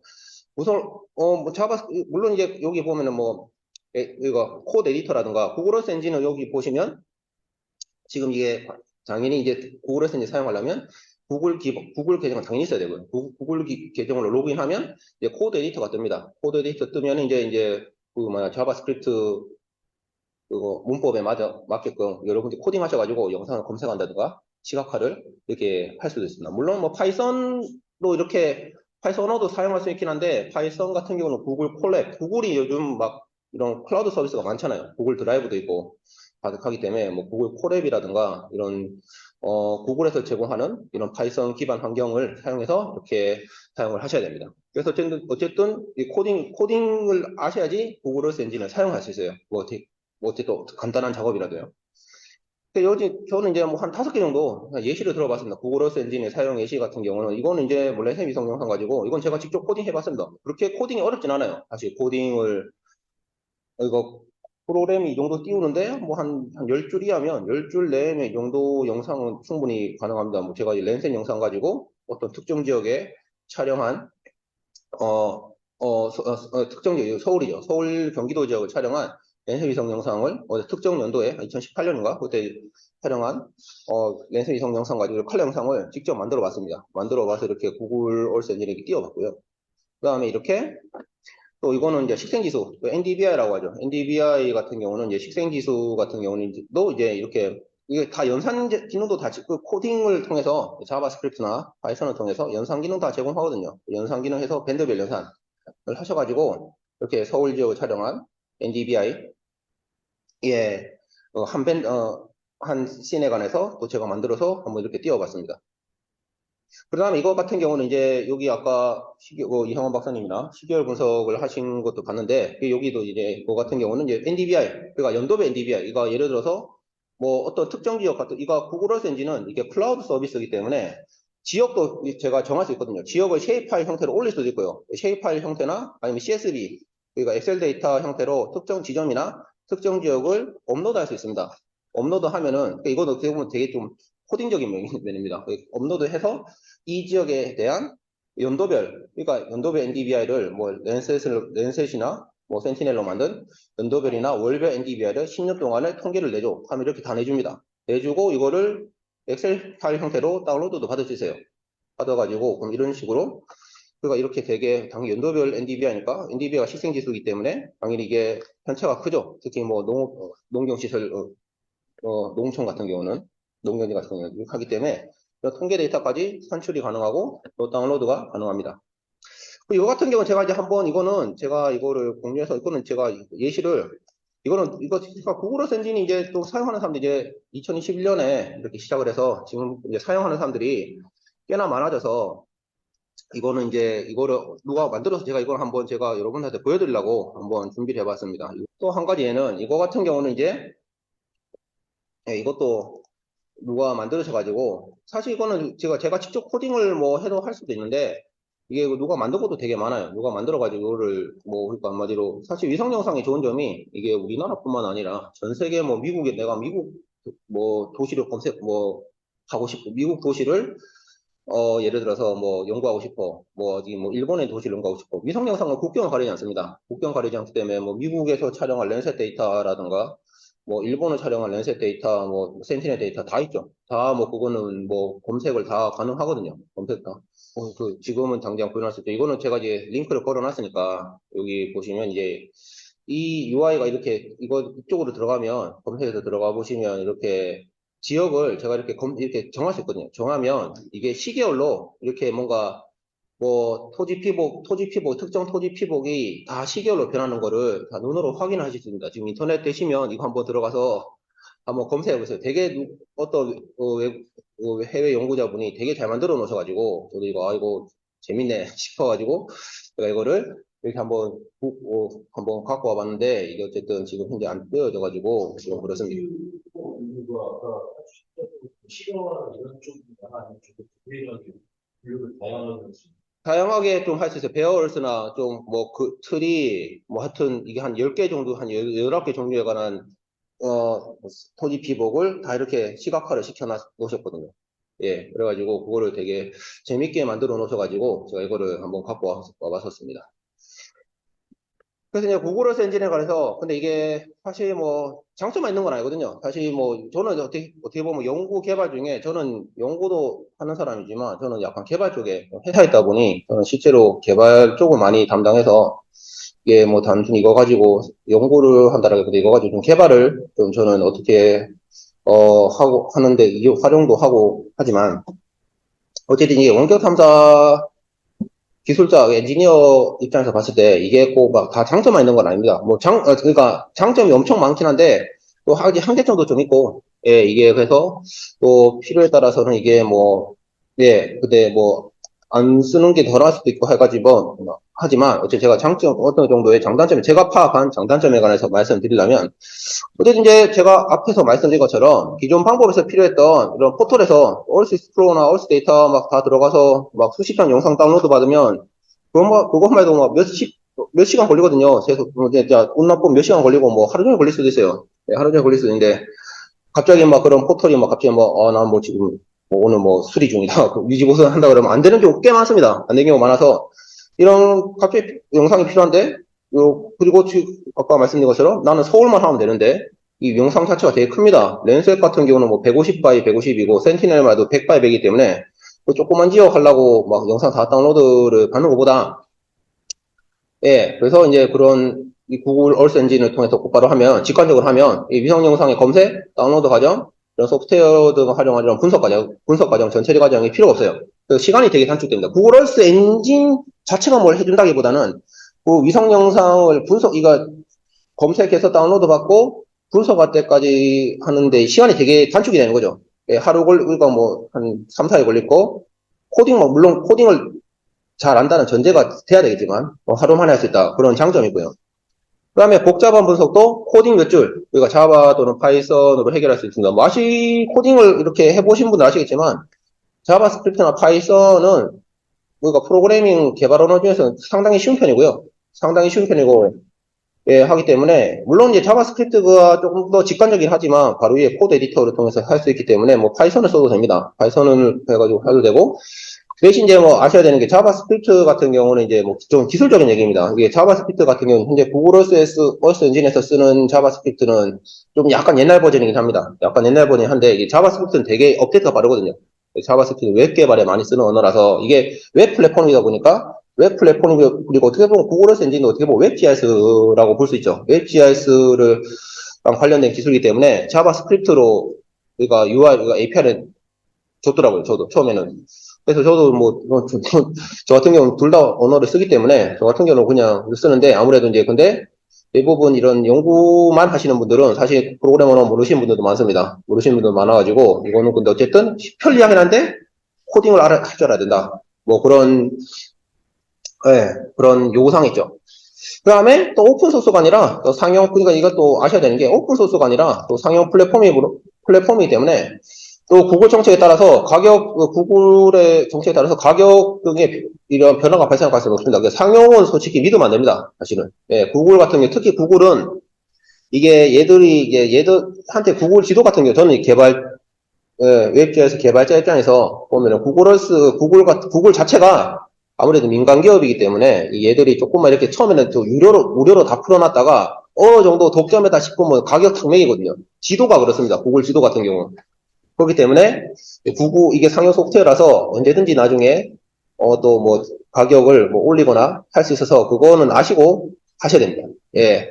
그리고 이제 대용량 데이터 활용 시에 이게 데이터 다운로드 이게 예를 들어서 내가 이제 어떤 영상을 산출만 만들었어요. 그거 가지고 어떤 뭐 산출을 만들었단 말이에요. 예를 들어서 이제 뭐 평균 NDVI 같은 거 다 만들 수 있어요. 그러니까 평균 내가지고 그러니까 센티넬로 뭐 어느 지역에 NDVI를 만들었대.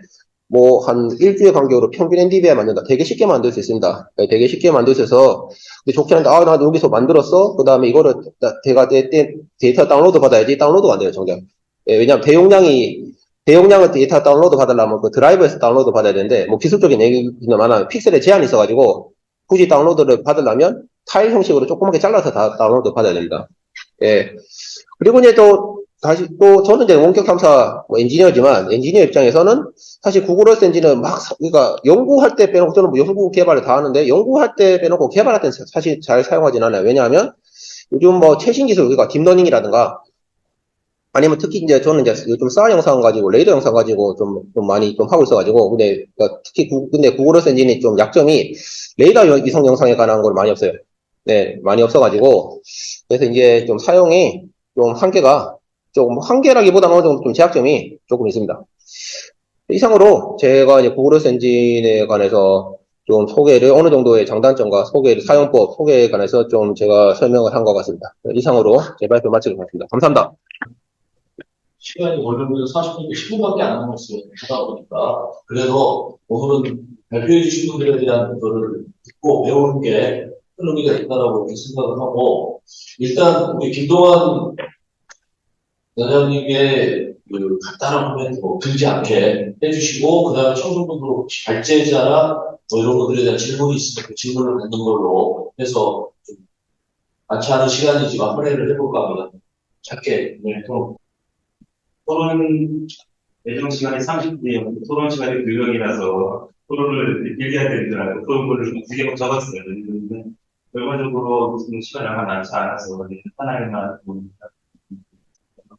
페이퍼가 이제 사회적 화두가 되기 시작한 지 대략 한 10년 들어갔고, 그동안 국가적 차원에서 내리막 투자도 있어왔고, 인간공원에서도 참여를 활성화되고 있는 것 같습니다.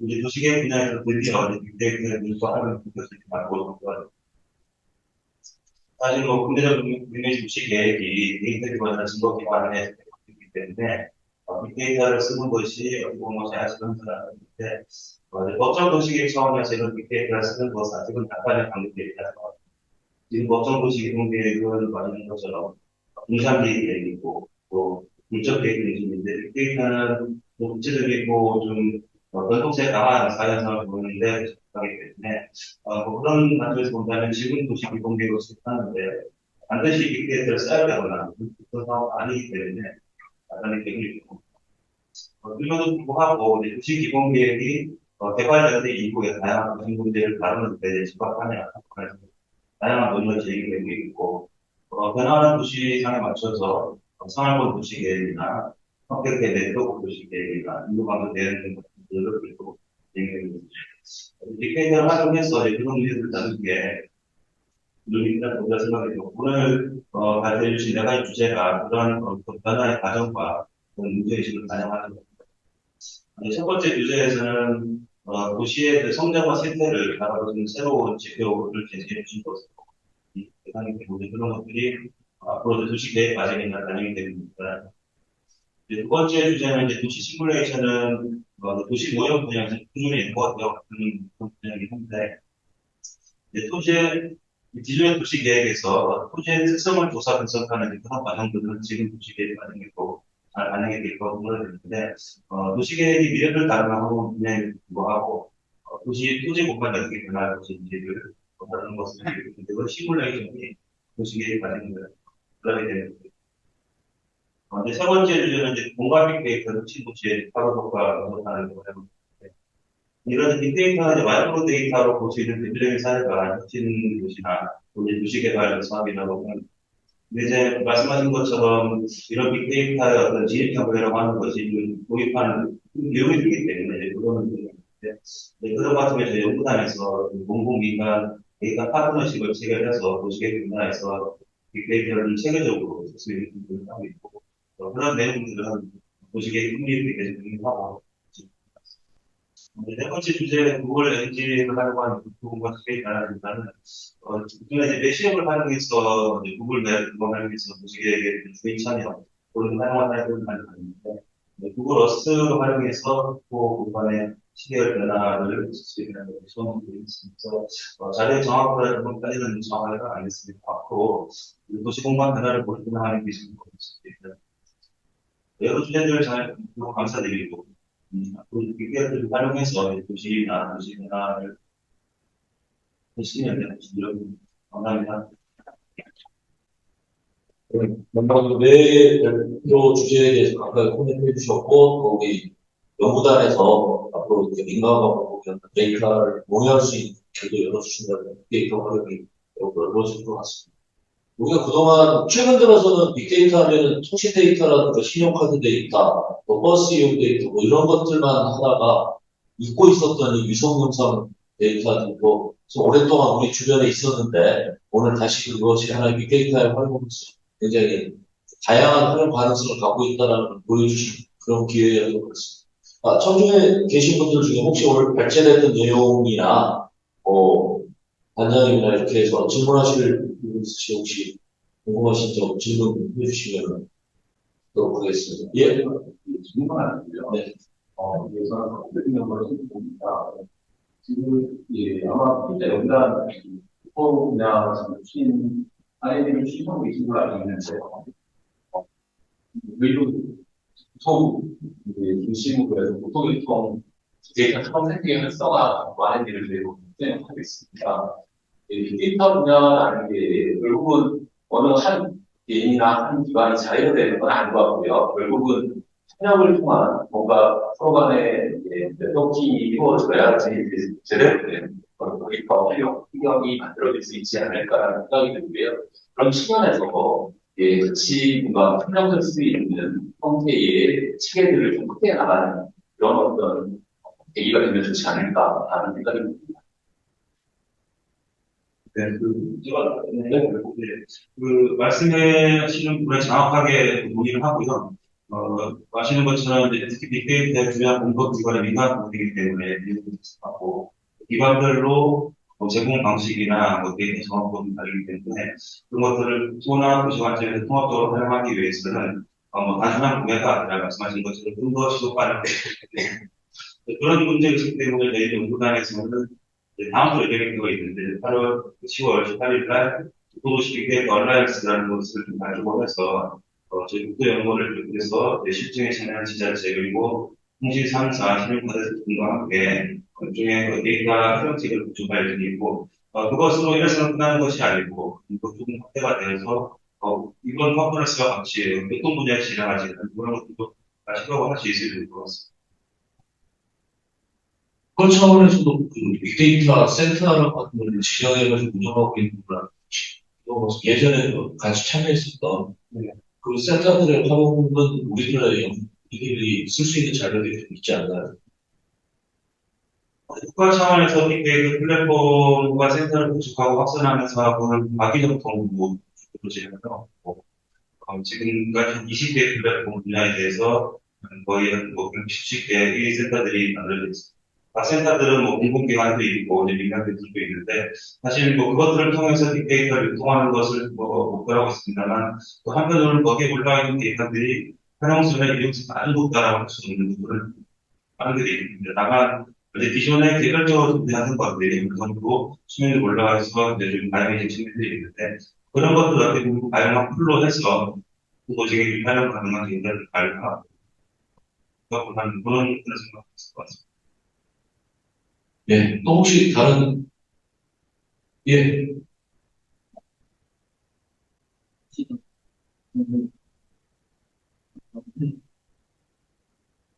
이제 사례에서 부산이나 그냥 천안이나 사례들이었는데 저희 지자체 같은 경우에는 이와 감사하는데 불구하고 사례에 있어서 생략하고 활용하고 실정에 모아놨을 때도 도시 공유 수립 예정이거나 중이거나 그런 사례지였는데 저희 같은 경우는 올해 초에 이제 고시가 났었는데 그러면 이제 고시만한 지자체는 빅데이터나 내신 연구단에서 나온 성과에 대해서 어떤 준비를 하고 있으면 좋을지 해서 의견을 좀 듣고 싶어서 질문을 드립니다.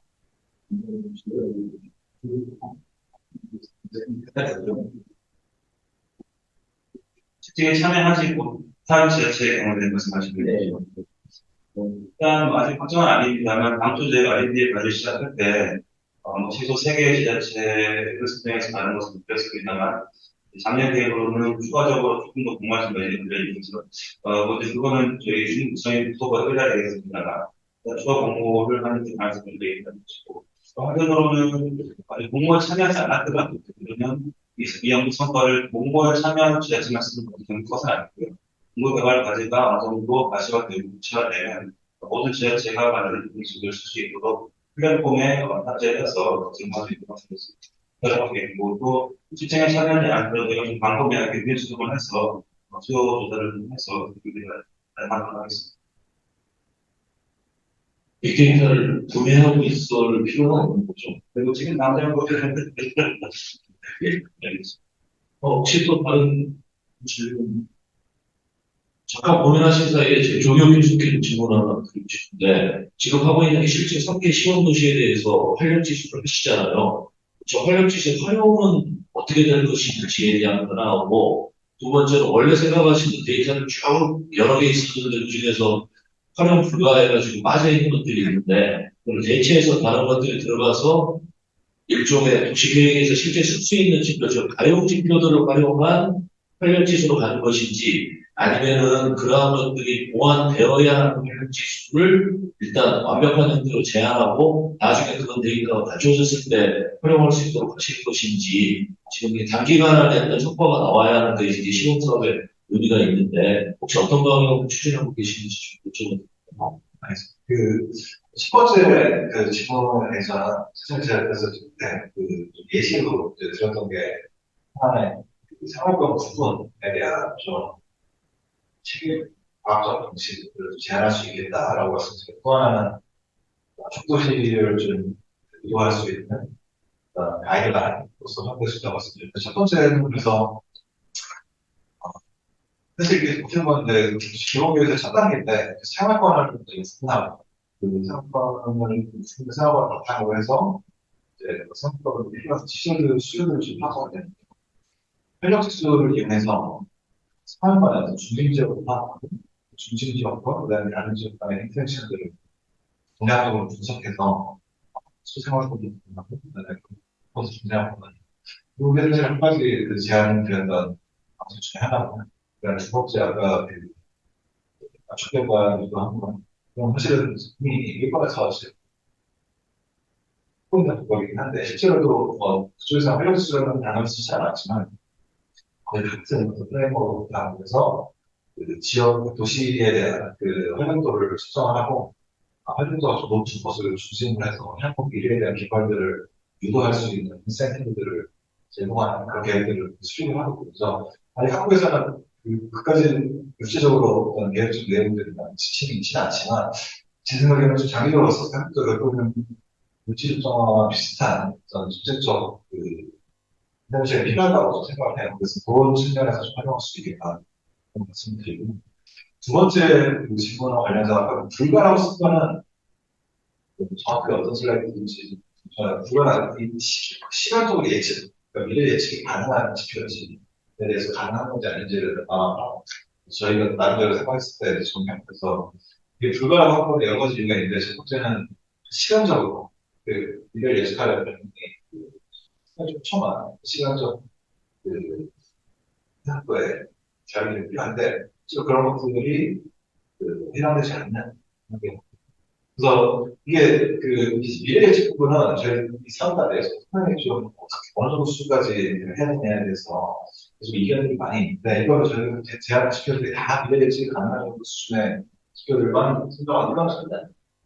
그 중에서 실제로 저희는 한국에서 좀 미래 예측을 하고 그다음에 또 좀 설정할 식으로 좀 하고 있어요. 제가 그 예를 오늘 보여드린 상황은 야간 우선 검사인데 야간 하면서 한번 일단 시간적으로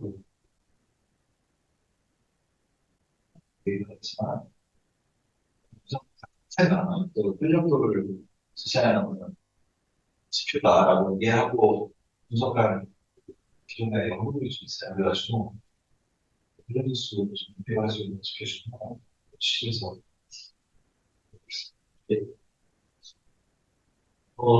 이 정윤주 소장님, 아까 여러 가지 재미있는 거 많이 보여주셨는데, 혹시 실제 본인이나 아니면 회사 차원에서 이 지구 CNI가 의미 있는 성과를 오버러스 엔진을 이용해서 상업용으로 만드실 거나 아니면 보고를 하신 그런 사례가 혹시 있으신지나 두 번째는 본인 생각할 때 이거를 어느 분야에서 특히 공학계획이라든가 이런 분야에서 활용하면 제일 좋겠다라고 혹시 생각하시는 분야가 있으면 소개를 좀 부탁드립니다.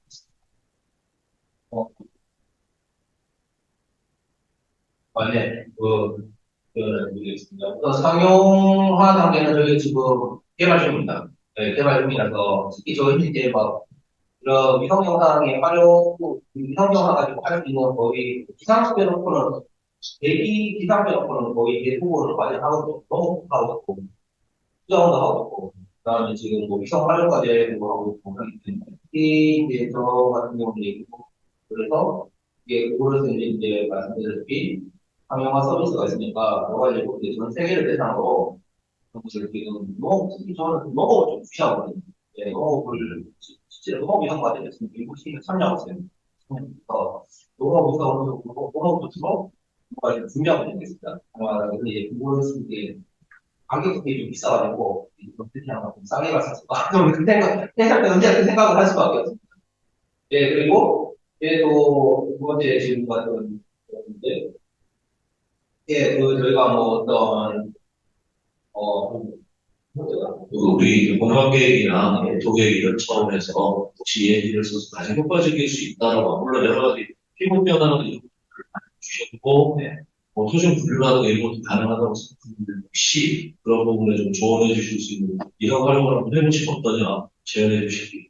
사실 뭐 토끼가 뭐 어떻게 보면은 근데 이제 렌센 뭔가 이제 고버런센이라는 봤을 때 제가 이제 지금 딱 그런 생각 제가 현재까지 말고 할 생각 도시공간 쪽에서는 이제 토지 피복이라든가 아니면 이제 그 말씀하신 그 아까 제가 재밌는 발표를 봤는데 이게 도시 이용의 이게 변화 역시가 미래 예측을 해보는 거를 사실 그걸 어떻게 보면 미래 예측하려면 LSTM이나 모델을 가지고 하면 데이터를 모아야 되잖아요. 데이터가 모으는 게 되게 품이 들고 양이 많은데 그거를 되게 그거를 쉽게 모을 수 있으니까 그런 데이터 입력을 할 때는 되게 좋지 않을까라고 생각합니다. 그래서 보너스는 잘 실제로 사실 이 보너스 기준으로 STM 모델링은 제가 알기로는 안 되고 그건 실수로 해야 되고 그래서 데이터 입력은 보너스는 굉장히 됩니다. 근데 그런 쪽으로 하면 되게 좋지 않을까 싶습니다. 그러니까 하나는 전 세계에서 제공되고 있는 여러 가지 위성의 그 자료들이 로딩 자체로 다시 공부받을 수 있으니까 그런 것들을 받아가 호불호스 엔진 가지고 내가 원하는 구성들을 뭐든지 다 가능한 현실적인 되어 있다. 라고 이제 그런 가능성을 보여주시는 거고. 이건 진짜 수요자들이 이제 조건을 갖춰져 있는데 어떻게 쓸 것이냐의 문제 남아있는 네. 듣다 보니까 30년 전에 위성 엔진 그 영상을 받아서 분석을 하면 저기 대전에 있는 카이스트 찾아가가지고 사정사정해서 했던 시절이 갑자기 떠올라서 진짜 많이 변했는데 가능성은 높아졌는데 이제 우리가 어떻게 쓰느냐 그런 부분이고 우리 이성은 최근 연구계는 이런 연구를 주택연구원에서 필요에 의해서 하시는 아니실 것 같다라는 생각이 드는데 혹시 이런 연구들을 계속 발전시켜서 어떤 목적을 가지고 하셨고 또 어떤 미래에 다음 단계 진행은 무엇인지 좀 여쭤봐도 될까요? 연구는 저희 연구원에서 가져하는 건 아니고요. 다른 기쁜 일을 하다가 역사적인 방식이 생겨서 시작을 하게 됐습니다. 그리고 제가 박사 다 이쪽으로 좀 많이 해왔기 때문에 관심을 갖고 진행을 했던 게 좀 있고요. 지금 이제 토지 피부만 가지고 이제 보기에는 조금 한계가 있습니다. 요즘 뭐 인프라든지 이런 것도 많이 있는데 지금 제가 사용했던 모델에서는 이제 토지 피부만을 가지고 이제 미래를 예측할 부분이 있기 때문에 아까 도시확장 근로지수 같은 경우에도 이제 그걸 가지고 이제 분석을 할 수 있는지 지표를 찾아내는 거 가능만 하다면 나중에 제가 직접 개인이 가능하다면 물론 이제 빅도라든지 아니면 인구라든지 이런 것을 좀 종합적으로 이제 넣어서 좀 분석을 할 수 있다면 지금 이 단계보다 좀 더 효용성이 높은 그런 공부가 할 수 있을 것 같습니다. 오늘 프로젝트의 구글어스 엔진 가지고 가장 빠르게 효과를 낼 수 있는 부분이 이상한 아마 가능성이 가장 크실 것 같아요. 좀 빨리 진행하셔서 성과들을 좀 저희하고 공유해 주셨으면 좋겠습니다. 오늘 빅데이터가 지방 시대의 국토도시, 국토지역계획 수립의 과제라고 하는 제목으로 내분을 발제했는데 다 사실은 저희가 앞으로 빅데이터를 가지고 국토계획이나 도시계획에 할 때 어떻게 활용될 수 있는가를 보여주실 수 있는 그걸 같이 공유할 수 있는 매우 좋은 기회였던 것 같고 새로운 가능성도 확인할 수 있었던 것 같습니다. 그런 취지에서 내분을 발제 조금 약간의 운영의 미숙함이 초기에 있었던 건 와이파이가 내부에 있을 거라고 전제하고 정보화에 맞게 준비를 했는데 빅데이터를 원하는 시대에 와이파이가 안 된다라는 이 갑자기 문제가 발생함으로써 모든 게 좀 있더라고요. 정보화 사례에 좀 가서 단면이기도 한 것 같습니다. 네, 오늘 그런 의미에서 조금 여러분들이 많은 것을 보셨으면 좋겠고 빅데이터 위원회는 계속 이러한 그 기회들을 여러 형식으로 준비를 하고 있으니까 여러분들 함께도 계속 관심 갖고 참여해 주시기 바랍니다. 일단 마지막으로 우리 빅데이터 위원장이신 최준영 박사님께서 마무리하는 말씀 하시고 오늘 이 빅데이터 연구위원회 세미나를 마칠까 합니다. 네, 오늘 빅데이터 연구위원회 5번째 세미나였는데요. 그동안은 조금 마이크로한 레벨에서 이런 도시 현상들을 알아볼 수 있는 분석이라든가 주제를 가지고 했었는데, 오늘은 이제 그 전체 컨퍼런스 주제이기도 한 방역계획 차원에서 지방시대 국토지역 계획 소개를 단위에 대해서 준비한 취지 중에 하나는 이제 내가 이렇습니다. 우리가 도심을 바라보고 너무 이제 도시만을 바라보고 숲을 바라보고 이제 볼 때가 있는데 정작 이제 방역계획을 보다 보면은 생각보다 이제 눈 속의 단위, 그만 단위가 크임에도 불구하고 오랜 기간 많은 데이터를 수집을 해야 되는 어려움이 있어서 바로 그런 빅데이터를 활용하는데 활용이 좀 제한이 있지 않냐는 의견입니다. 그래서 보다 각각 준비하시는 분들이 그런 면에서 이제 준비를 해주신 것 같아서 그런 시사점을 얻고 돌아가실 때 좀 도움이 됐으면 바랍니다. 마지막으로 저희가 마지막 육회 세미나가 있습니다. 육회 세미나는 이제 시범 도시에 대해서 기능을 추천하신 이제 카를로스 모레노스가 있는 체험 ETI 연구소에서 이제 카를로스 모레노스가 아니라 거기 있는 중에 한 분이 말씀하시고 어반 프락시미티라고 하는 주제로 해서 12월 1일 날 마지막 세미나가 있고 글로벌 국제 컨퍼런스를 하고 있고 장소는 서울 도시건축 전시관에서 필요한 개최를 합니다. 그때도 많은 관심 가져주시고 참여해 주시면 이런 주제들이 있고요. 별도의 워크숍도 있습니다. 어바노티라고 하는 싱가포르 국립대에서 그 파이썬 알고리즘을 만들어서 그런 필로트를 리드하고 있는 실제로 분이 오셔서 워크숍도 진행하고 있으니까 많은 관심 가져주시기 바랍니다. 네, 그럼 오늘 빅데이터 연구위원회 세미나를 마치도록 하겠습니다. 감사합니다.